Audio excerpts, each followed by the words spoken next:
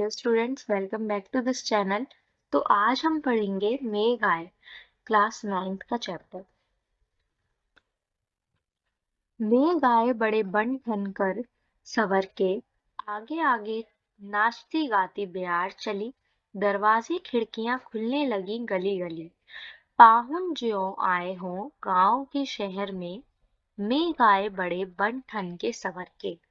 इस कविता में मेघों के आने की तुलना सजकर आए प्रवासी अतिथि यानी दामाद से की गई है।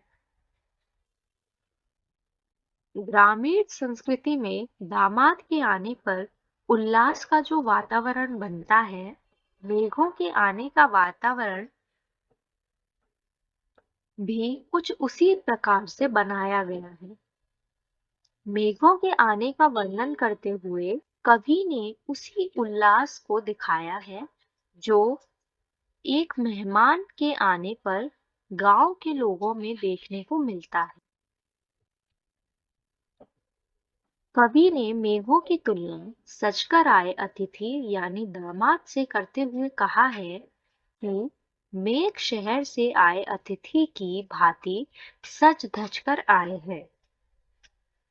जिस तरह मेहमान के आने पर गांव के लड़के लड़कियां भागकर सबको इसकी सूचना देते हैं, ठीक उसी प्रकार मेघ के आने की सूचना देने के लिए हवा तेज गति से बहने लगती है, दरवाजे और खिड़कियां खुलने लगती हैं।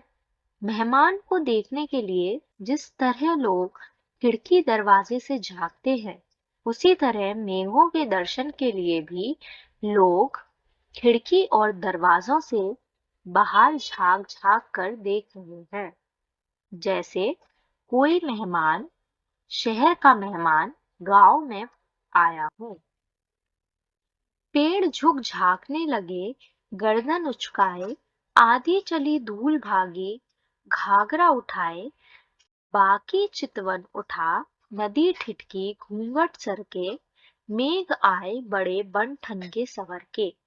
इन पंक्तियों में कवि बताना चाहते हैं कि छोटे और बड़े, काले और भूरे, सफेद रंग के मेघ अपने दल के साथ आकाश में छाए हुए हैं, मानो कोई शहरी मेहमान सज धज कर गांव में आया हो।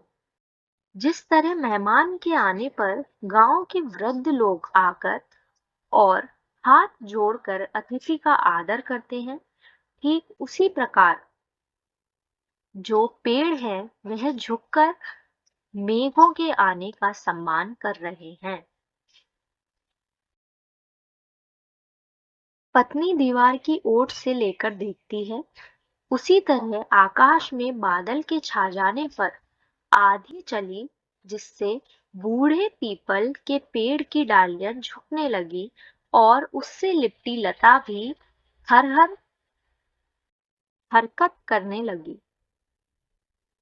बूढ़े पीपल ने आगे आकर जुहार की, बरस बाद सुधी लीनी, बोली अकुलाई लता ओट हो किवार की, हरसाया ताल लाया पानी परात भर के, मेघ आए बड़े बन ठन के सवर के। इन पंक्तियों में कवि बताते हैं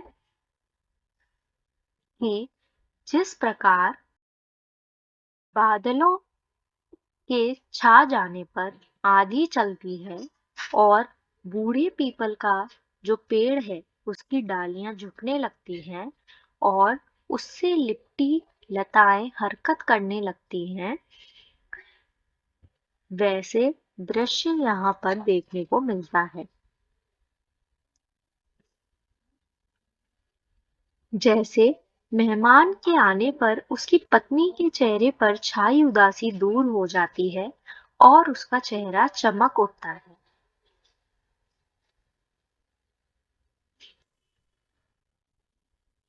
यहाँ पर जो हरसाया ताल लाया पानी परात भर, इसमें कवि कहना चाहते हैं कि जो तालाब है वह भी मेघ के आने की खुशी मनाते हैं और उसमें जो लहरें हैं वो उछल उछल कर मेघ के आने का स्वागत करती हैं।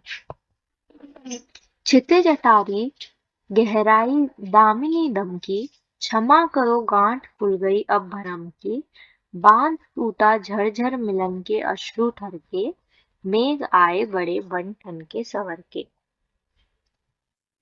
जैसे मेहमान के आने पर उसकी पत्नी के चेहरे पर छाई उदासी दूर हो जाती है और उसका चेहरा चमक उठता है। दोनों का मिलन होने के बाद खुशी के कारण दोनों की आंखों में से झरझर आंसू बहने लगते हैं।